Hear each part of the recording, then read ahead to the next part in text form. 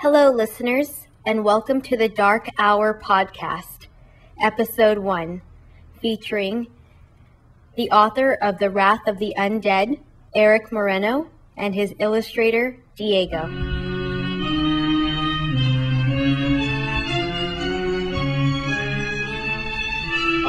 All right, people, welcome back. In case it's the first time tuning in, it probably is because it's our first podcast.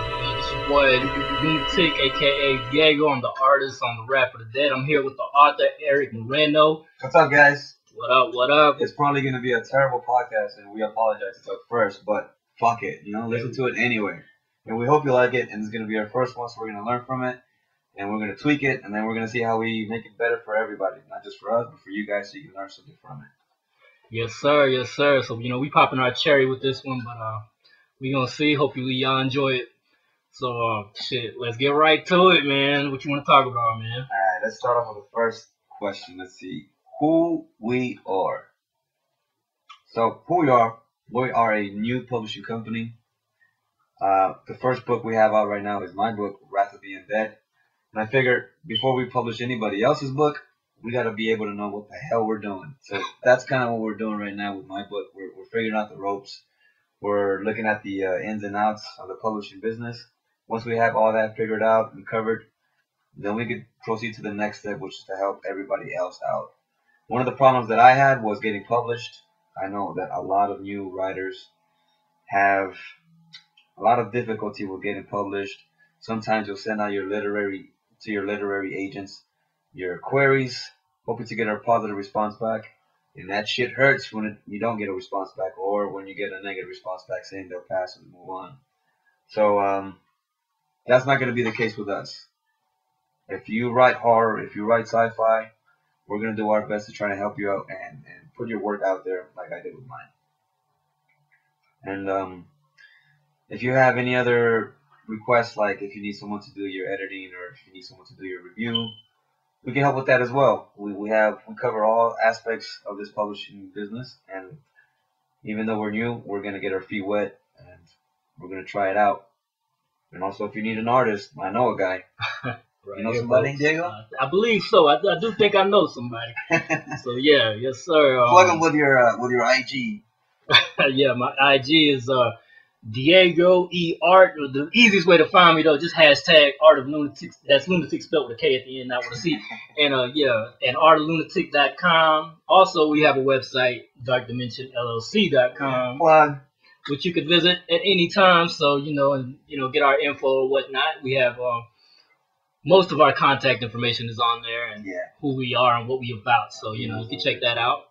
I check my DMs. We all check our DMs. So slide in our DMs, whatever help you need. Right. We'll help you out. I had somebody actually do that. Somebody sent me a message on Dark Dimension. Oh, nice. And they were asking all these questions. It was like some teenager asking a bunch of questions, and I tried to help them as much as I could. So good luck to that person. Hopefully one day we'll be back from you again, and we'll help you out. We'll be fully prepared to move forward with whatever project you have. Indeed. Hopefully. Sorry. Go ahead. No, go ahead. No, I was just gonna say, hopefully we can lock in that distribution deal so we can get our books and stuff, further out to different states and whatnot, and so that could help future authors, get their product out. So that's what we're working on right now. And I'm keeping all the contacts of all the people that I come across, every bookstore, every manager. I'm keeping all those contacts so I can reach out to them again with whatever future projects we have. And I hope to have a lot of future projects. Yes, sir. Be a big publishing company. But that's not tomorrow. That's not next year. That's a stretch. And I'm looking at in 10 years, because I think when you open up whatever business or you work on whatever you're trying to do, you got to think long term. It's not going to happen overnight. You got to have a long term vision, and that's what I'm thinking. 10 years, you're going to remember who we are, Dark Dimension, just like Penguin Publishing and any other of these famous publishing companies. And we hope to find the next Stephen King. Right. Hopefully we can find him quick. And but yeah, man, as far as horror related stuff, sci-fi, you found the spot. That's what we're gonna be talking about on here, whether it's movies or books, graphic novels, etc. We're gonna talk about what we like, our favorites, whatnot, and our opinion on things like that. So anything horror related, anything sci-fi related, like Diego said, movies, books. We're gonna touch up on that and just discuss, and hopefully you like whatever bullshit we talk about. We are full of bullshit too. Yeah, you come to the right place. But we got some gems in here too, you know. Yeah, We have some gems, not just bullshit we're gonna be talking about. But anyway, maybe we should get into a little backstory of who we are, so people have an interest of actually who the fuck we are. Yeah. So Diego, why don't you start off with telling them? Well, let me ask you this: when did you take interest in art? You're an artist and you got a lot of work out there, but I don't think I myself know when you took an interest in art. So why don't you tell the people and myself when you took an interest in art? Was it at like an early age or? Yes, sir. I was Power Rangers. I was a wee lad when I started. Now, man, I was probably in Colombia when I got into it, man. It was weird because it's like my nanny. I had a nanny and shit, right? And she used to like trace the Conan the Barbarian, like the Betamax. You know what I'm talking about? Like the fucking. And she would trace that shit, and I thought she was drawing. I didn't know better. You know what I mean? And that shit was like magic to me. You know what I mean? So. What age was that? I was probably about. I believe 4 or something. It was probably 4. Yeah, I was definitely 4. It was before I moved. Yeah, we lad. What part of Colombia? I was in what they call Tuluá La Valle, which is close to Cali, Colombia. If anybody's familiar with that, you know, from Narcos, if you're watching that, you know what I mean. Yeah. So I was about an hour away from that, and but yeah, when I lived down there. But yeah, that's what got me into it, man. That shit looked like magic to me, so I wanted to do it. And then when I came out to the States, you know, I got into that Ninja Turtle shit, you know, because that was what was big out here. And I remember the Ninja Turtles. Yeah. I couldn't draw Ninja Turtles for the life of me. I like to draw too. That's like the first thing I learned to draw, actually, man. Was Ninja Turtles. You just recently did a piece on Ninja Turtles, right? Right. Yeah, I just came back to it, man. I was kind of scared to get back into it. I was like, I don't know, man. It came out good, though. I liked it. Appreciate that, man. Yeah, it was good. It was cool to go back to my, you know, my origins. Yeah. So you were drawing like throughout your whole teenage and adult life, or is something you just went back to doing again? Yeah. I went back to doing it because I was a teenager. Once I got to my teenagers, that's when it kind of fell off. You stopped drawing, right? Kind of, yeah. I mean, I would do it a little bit, you know, at school or some shit on paper, but it's like, you know, I thought I was too cool, you know what I'm saying? Yeah. And I was in them streets, you know what I mean? So, yeah, the street life took over. Yeah. So I lost interest, and then my new interest became music, though. So I was doing music, I was doing a little rap thing, the battle shit, you know, so I did that. But what got me into it back was just like, 2009, man. I was unemployed. Yeah. And I was getting unemployment, and I just got bored, and I was listening to podcasts. Shout out to Spill.com, who are now DoubleToasted.com. They're the ones who got me into doing fan art, because they would tell these crazy stories, right? Yeah. And I was like, they were so funny that I would just have to, like, do fan art, you know what I mean? That's literally what got me back into it, which is weird. Also, what got me back into it was I worked at Activision, Vivendi, when I was Vivendi, and they were testing X-Men. No, it was Marvel Alliance 2, and I got to test that. And I didn't know the backstory back then. It was the Civil War thing. You know, they made a movie out of it. But back then, I didn't know. So all the geeks and shit there, they were like, they were putting me up on knowledge. They were like, yeah, let's read the wikis and all that. And I was like, all right. And then that got me into doing, comic book art. Oh, nice. So that's all the little things, I guess, that played into it, man. So ever since then, you've just been drawing, huh? Yeah, I got back in community college, went to study graphic design, and that also got me into it. I took a mandatory drawing class. Yeah, and I thought I was too good. I was like, man, I know how to draw already. You know what I mean? I'm self-taught. You know what I mean? Every artist, thinks like that. Yeah. But it was actually cool though, because I think it's helpful. Right? It is helpful. You need the basics and shit. Yeah. Because they don't really teach you how to draw, but they give you good pointers. You know what I mean? Like they'll tell you some techniques, and those techniques is actually what helped me do realism art, because the teacher was a realist art. And even though I didn't see his artwork, I don't even know how to do it. He told me that, but he gave me some cool pointers, and I took that, and that's how I got back into that. Nice. Yeah, because I didn't know how to do realism art prior to that. I'd always tried, but I didn't know. When you say realism art, that's like describe what you mean by realism art. What is that? It's like when you make something that's almost like it looks like a picture, almost like like Scarface. I get you. Like that's realism art, or I think they call it something else, but it's a little different than like a comic book art. Yeah, because comic books are, you can see the lines and shit. It's like cross hatching and everything. With realism art, it's really about just trying to make it as real as possible. Kind of like a portrait. Yeah, like a portrait. So that's the difference between that. Oh, okay. So I mean, there's cartoon style, there's anime style. I don't do the anime thing; it's just not my style. But every artist has their own style, right? Yeah, exactly. What would you say is yours? Is it realism or? A little bit of both. Comic book, American comic art mixed with realism. Because I like realism, but honestly, sometimes that shit just takes too long. I just rather do some comic book shit because it's quicker, It takes a lot of patience to do. realism.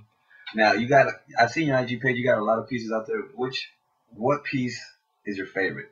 Would you say like you take great pride in that one piece? It's like asking me what my favorite child is.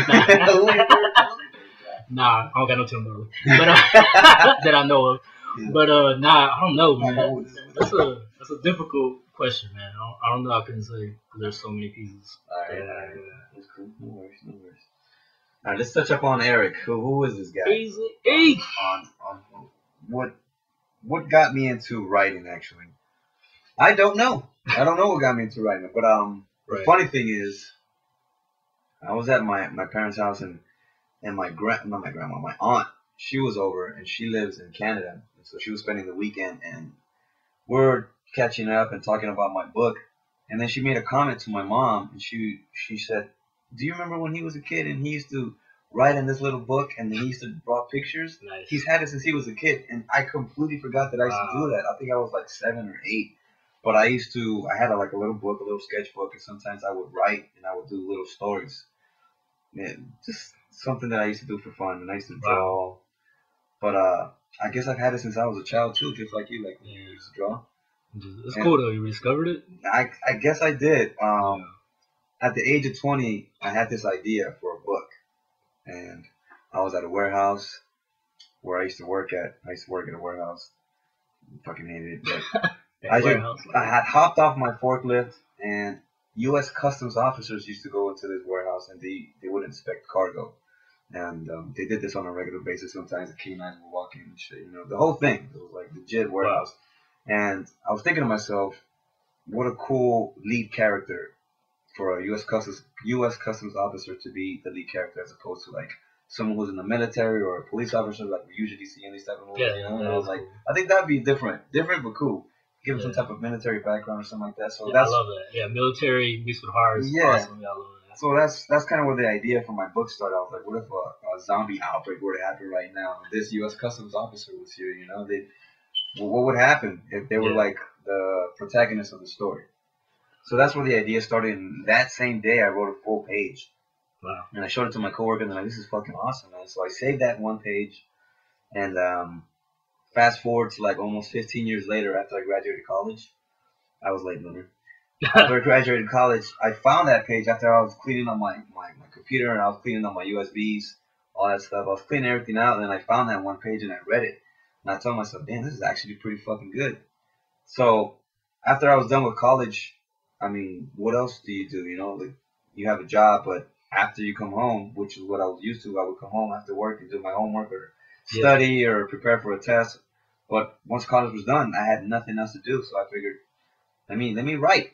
So that's what I did. I pulled up that one page and I just kept writing and writing. And every day after work, I come home and I would just write. But it was fun to me. It wasn't a job. It wasn't something like I felt like I had to do. It was just fun. It was like a hobby, I guess you could say. So that's what I did every day. And before I knew it, I had chapters of it. Wow. And I felt like I had to do something with it. So that's when I was getting ready to make the book, and I was sending out these queries that you have to send out to these literary agents. They're like the gatekeepers. See, I didn't know that. I didn't know how that whole process worked at all. Like submitting to editors. You have to, if you want to get published, you got to send out what's called a query letter to literary agents. So think about it like an actor. Is it like a cover letter? Like it's kind of like a cover letter, right? It states what you did, it states who you are, and then you jump into what your book is about. But you gotta really grab their attention because they're getting like, I don't know how many hundreds of emails a day. Or it depends on how you send it to them. It used to be that you would mail your shit in, but now you have to send them an email. So that's what I did. I sent them, it must have been like 12 emails that I sent. And I got like 5 responses back, all negative.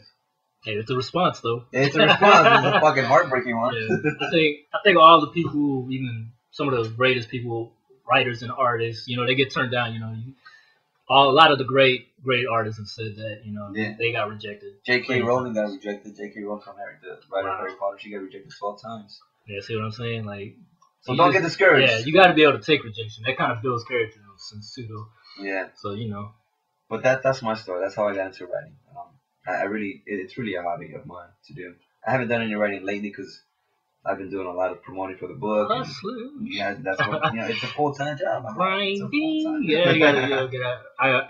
My experience with that is I used to do music, so when we do mixtapes and shit, like I was the one out there just going. I'd go to stores, mom and pops, and I'd be like, hey, I would ask them, can I put my CDs in there, or the little the little booklet thing, like promotion thing, and I was just hitting like every hood up, even rival hoods. Like I'd go to their shit, you know what I mean? But it didn't matter, man. They respected it, you know what I mean? And that's kind of, I'm assuming that's a lot like book games too. Yeah. You gotta just get out there and get the product put out. the word out. Yeah, that's how it is. It takes a lot of just work. Talk to people. Just be willing to talk to people. And I'm an introvert. I'm not like a people talker, There you go, man. Too, but man. It's something that you have to learn. You have to do it. You got to talk to people, shake hands. Yeah. Like just this, like almost 2 weeks ago when I was in Miami, I was just talking to random people. Just talking because you never know who you're gonna run into. You sound like Rob. Rob does that a lot. Does he? Yeah, he talks to random people. But he's that type of person. Yeah. That's something I guess if you're an introvert, something you have to learn, something you have to get over. Yeah. Some type of fear that you have to overcome. But yeah, that's what I do because you never know where you're gonna be. You might be a producer, might be a publisher. You never know. Yeah, true. That's what I did. That's my story for writing. Did you ever get into it during class, like if the English teacher would give you like a project? And did you ever get into it? Yeah, I do remember some of my English teachers not believing that the work that I did was mine. Like I remember this one teacher, she said, "Eric, did you really write this?" Like I really wrote that. They just couldn't believe it. And and I understand, I wasn't the best student, I wasn't an A student, but when I come to English, like that was my shit. Like I could write. Yeah. I was a good writer. Man, dude, not to toot my own horn, but I was. That's fucked up, though, man. My teachers weren't as bad as yours, apparently. Nah, my English teacher was cool. Shout out to Miss Pugh, man, from high school. Nah, she apparently blew. I was really quiet, though, in class. And, like, everybody knew, I skipped school, went to work. School high and shit. So nobody really assumed I would be a writer either, you know what I mean? But what school did you go to? Biloxi High down in Mississippi, South Mississippi, man. Biloxi High. Dirty South, deep South. But, yeah, man, she would give us projects, but she was cool because how people are shy about writing and having to fucking read it out loud and shit in front of the students. Yeah, I hated that. So she knew that, so she wouldn't make us do that shit. You know what I mean? So I was like, all right, it kind of gives you more freedom when you all right, say shit for everybody. So I would just get down and write on whatever little projects she did. But she was like, you're a B student, you should. She would help me like when I miss shit. Yeah, so she was real cool. Real nice teacher there. No, but yeah, she believed in me. But my senior English teacher did. She was like, this motherfucker's a fuck up, man. But she wasn't even trying to help me. Yeah, you got some teachers like that, man. Yeah, man. I don't know. Writing when I was doing it in school really it came natural to me, but I never seen it. I seen it as a writer, I guess. Mm-hmm. But I do think of weird stories in my head, which is weird. Like when I was a kid, I would play with toys, but I would have a whole backstory that I would make up. Toys wouldn't have nothing to do with the cartoon. You know what I mean? I'd have Shredder with a RoboCop. That'd be my own story. You know what I mean? But that's pretty crazy. You have a big imagination. Yeah, man. I've always even now sometimes I'll do that shit. I'll go to sleep thinking I need to write this shit down. You should, man. Yeah, but I use my notepad on my phone. It fucking helps, man. Man, I need to start doing that shit. You should, yeah. Cause I just be thinking of crazy shit. But I have this idea though. It's it has to do with artificial intelligence and a futuristic story. That's. I like it. Yeah, it's cool though, man. It's kind of Blade Runner-ish, if you will. So yeah. Okay. So that's all the details I'm getting out about that, but that's what I'm brainstorming right now. That's pretty cool. So yeah. But yeah, back to what I was talking about, which will lead to how we started working together. Yeah. A little segue to how we started working together, right? Yeah. So when I was working on my book, I had reached out to Diego, who I know through my good friend Robert. Shout out to Bacon. And Diego's an artist. I knew this, and I needed some drawings for my book. So we started working together, and he did some pretty cool drawings for me. And I was explaining to him that I was going through this process, waiting on some publishers or some literary agent to get back to me, which they never did. But then Diego gave me a great idea, something that you had seen on YouTube, right, on how to create your own publishing company. Yeah, I looked it up or whatever. So you sent me that, and I looked at the video, and I said to myself, well, fuck. If they can do it, I can do it. So I started. The more I looked into it, the more research I did, and the more I started saying to myself, I can do this. I can do this. I can do this. And eventually, I started saying, I will do this. I will do this. And I started looking more into how to form my LLC and how to go about getting all the paperwork together and all that stuff. And I ran it with Diego, and yeah, we put it together and we formed Dark Dimension LLC. Yes, sir. Now here we are doing this Dark Hour podcast. Yeah, sometimes you have to make your own lane. You know, if they don't give you the opportunities, you gotta take your own opportunity, and that applies to pretty much anything. You know, whether you're an actor, or, you know, artist, writer, musician. You know, that's what being musicians on the independent side. That's what they do. Yep. That's what we did because we couldn't get a deal. You know what I mean? So we put our own shit, and it was cool. I even got I have a song called "Fuck the Law" with DJ Khaled's on it, man. He actually introduces us. No way, really? Yeah, it's pretty cool. You gotta man. dig that up, man. Yeah, I'm gonna have to dig through the crates. You know what I mean? Like, we talking this is like 07 or 06. So back then he was in Cali. He was what was he called? Something the Assassin. He was called something the Assassin. Was he? Yeah, he wasn't called DJ Khaled. Nah, he was called DJ Khaled. Trust me, this is when he had that TI like we taking over. Oh, okay. Yeah. Okay. So yeah, this was around that time, and there was some dudes called Coast to Coast Mixtape. They were offering like spots, and I mean, you had to pay them, you know what I mean, money to do it. Right. And so at the time, I figured it'd be a cool thing to do it, and so I did it. I thought it would help us out, and it did, because I mean, the song did reach a lot of hits, you know, on YouTube and whatnot, and the local scene and everything. But yeah, it was cool, man. Tough. So yeah, it's like, you know, you just gotta take your own shit, bro. Just do it yourself. If you have to, yeah. I got tired of waiting on these literary agents to try and get back to me, or wishing that they would get back to me, hoping that they would have some positive response. But I got tired of it, and I was like, you know what, I'm just gonna do this myself. Sometimes you gotta take matters into your own hands. Yeah. And I'm happy that you sent me that, because I really took it into consideration, and I said, I'm gonna go with it. I'm gonna do it. Well, I mean, you seemed frustrated at the time, you know, because you kept sending it out to the editor and kept telling the editors and all that. It's really frustrating, man. I was like, and this whole publishing thing, it had its pros and its cons, and I'm a Libra, so by nature, I always try to make the right decision. It takes a long process in itself sometimes, but I was like, I'm just gonna do it. You know, what's the alternative? Shit doesn't go right. Fuck it. At least I can say that I did it. Yeah, you say you tried, and exactly. But you believe in yourself, you believe in your product, and other people are gonna believe in it. Yeah. You know, so I mean, the boy over here got shit up from Southern California to North California and to the MIA, and we're trying to get it everywhere else. So exactly. You know. And we got some work to do still. I saw some Barnes and Nobles out here that don't carry my books. So after this podcast, we about to take over. Yeah, we're gonna go hit them up like gangsters. All right. So what you want to talk about now, man? We'll talk about them books, and fictional books out there. You want to talk about the movies?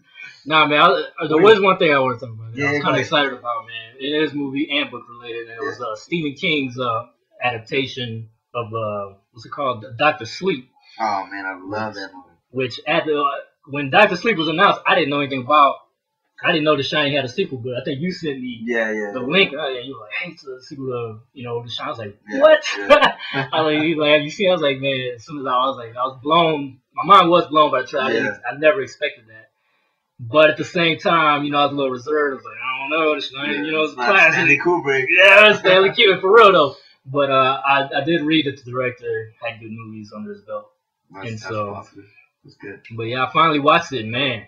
It's good, huh? It's better than expected, man. I did not expect that, man. It was like, I think even your boy Stephen King had to give props to the original Shining. He did, I think. Yeah, finally, after he's been talking mad shit, like, he made his own movie. I think he was butthurt that his script didn't get used. Yeah, he wrote it.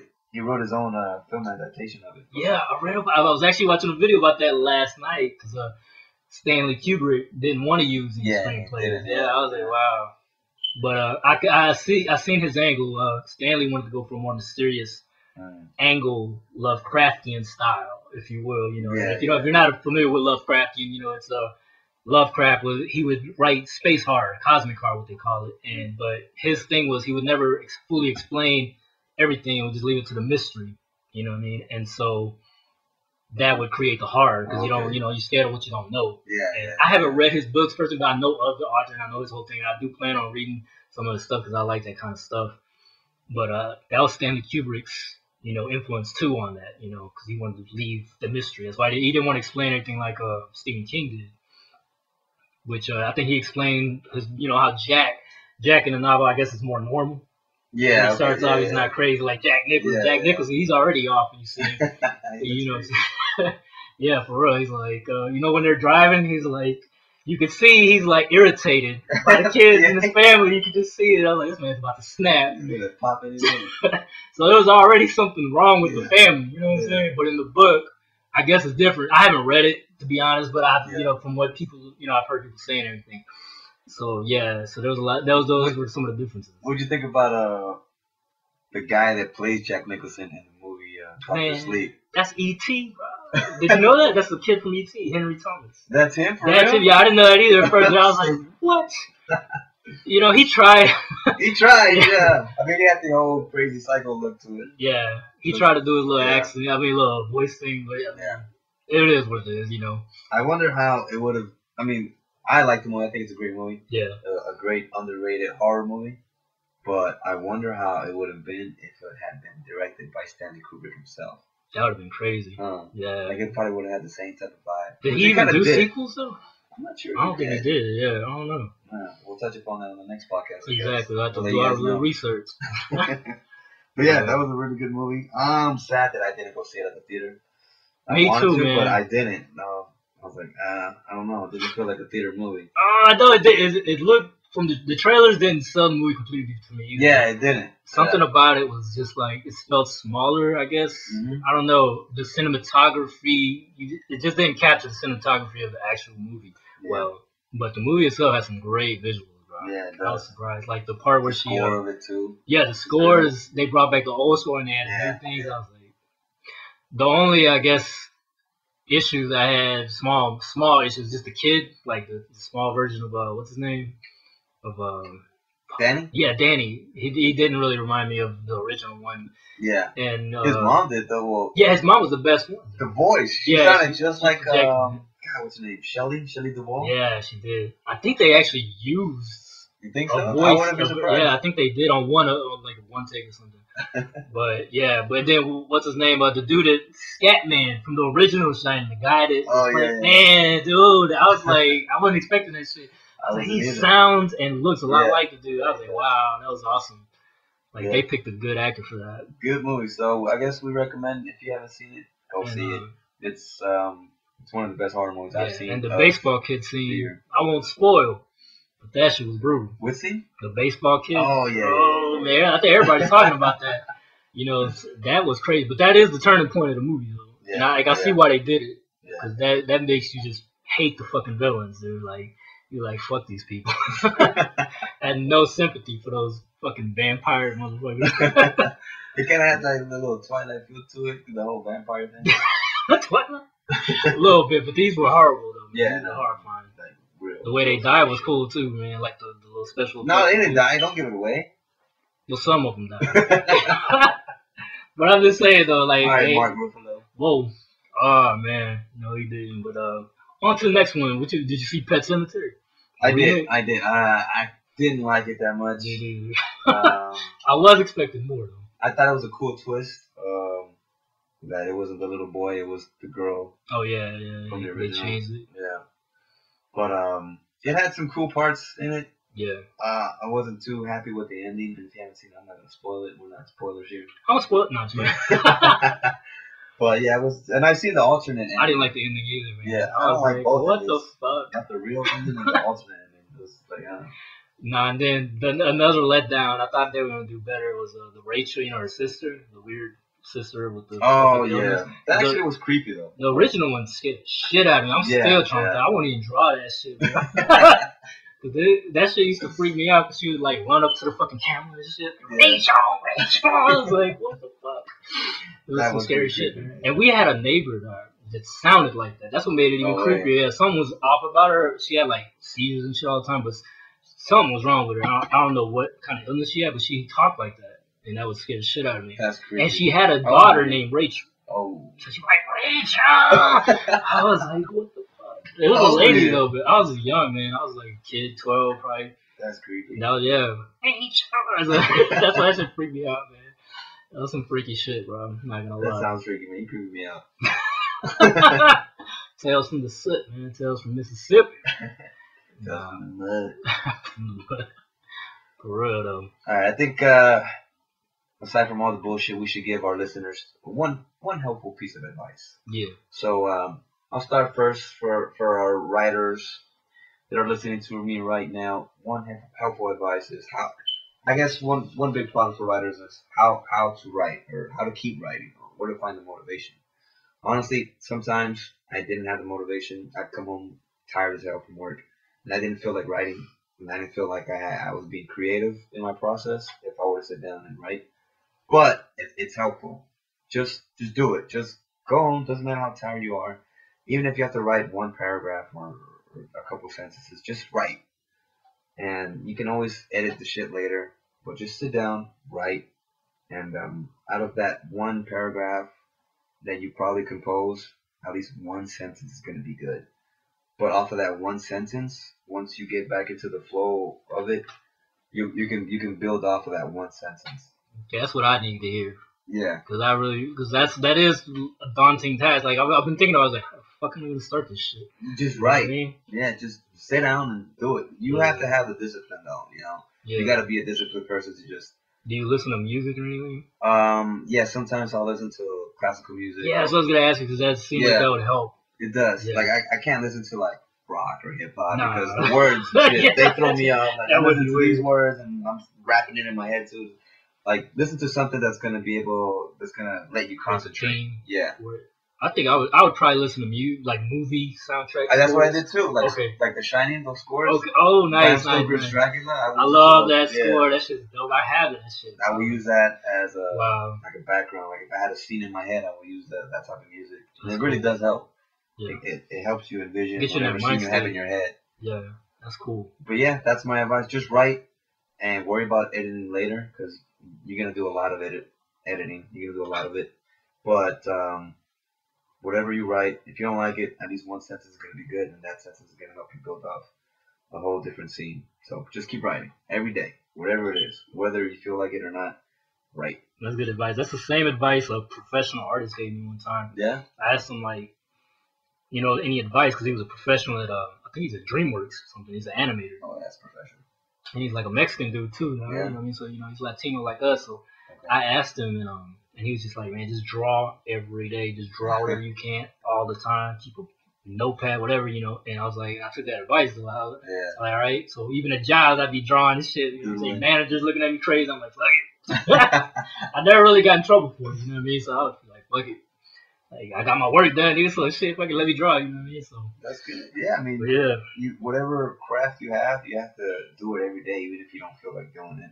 Like if you were to compare it to, let's say, MMA fighter, sometimes they probably don't feel like going into the gym, but they have to. They got to do it. They got to put in the work if they want to win that fight. You know, You gotta take Just that like any Kobe other- mentality. Exactly, Yeah. that mama mentality. Exactly. Come on, he was in there, 3-4 hours before anybody else was, warming up, practicing, shooting a shot, Yeah. perfecting whatever he had to perfect on. So That's you just my got to boy do it. told me, man. My boy told me about that. Like he was a Boston fan though, right? Yeah. He hated Kobe. Back when I knew him in LA, he was like, because he went to school with me. He hated Kobe and the Lakers, man.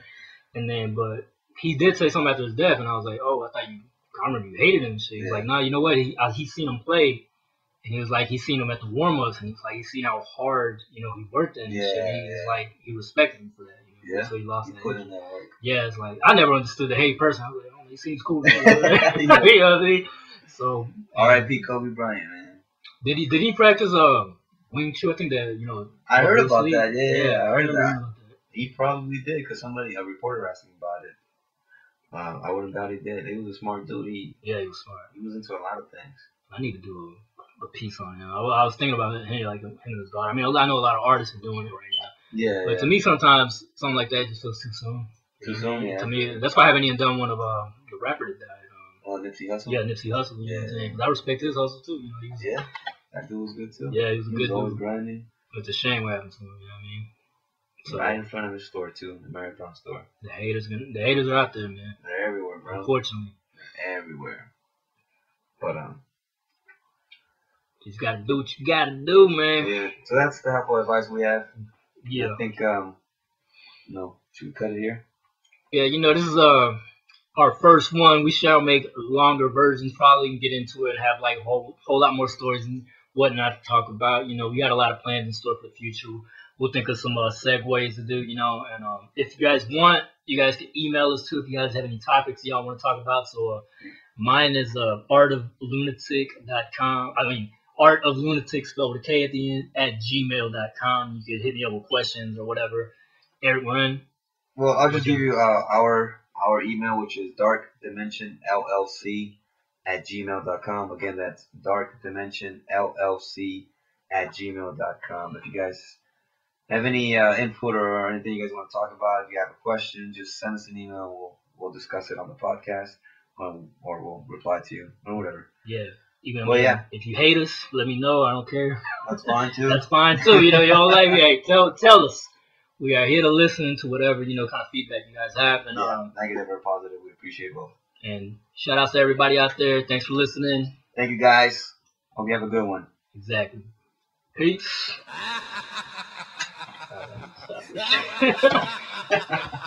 What the fuck about it? All right, man.